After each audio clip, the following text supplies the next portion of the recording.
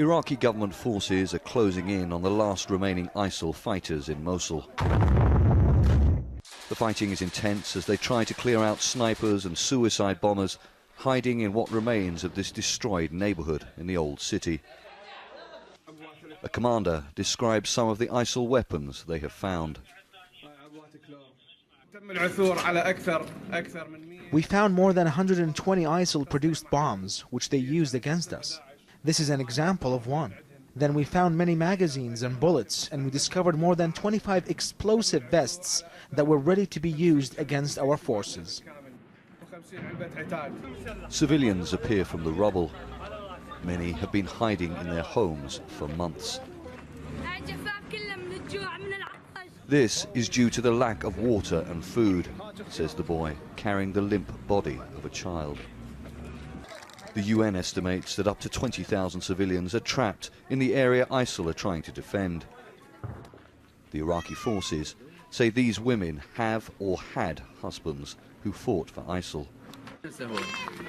"Where is your husband?" a soldier asks. "He was killed in Bab al-Tob," she replies. "Why did you marry him?" "My uncle forced me to marry him so he could get a higher position in ISIL," she says. The Iraqi military say many of the suicide bombers recently have been women disguised as citizens trying to flee the front line. ISIL released these pictures said to show fighters dug in and firing at advancing Iraqi forces. The Iraqi military says the battle to recapture Mosul is nearly done.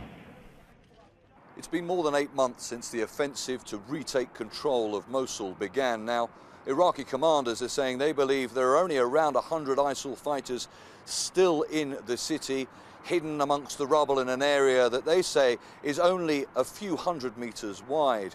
But the final push to end ISIL's control of what was Iraq's second most populous city is proving difficult because of the Iraqi forces' attempts to protect the thousands of civilians still trapped inside. Charles Stratford, Al Jazeera, Erbil.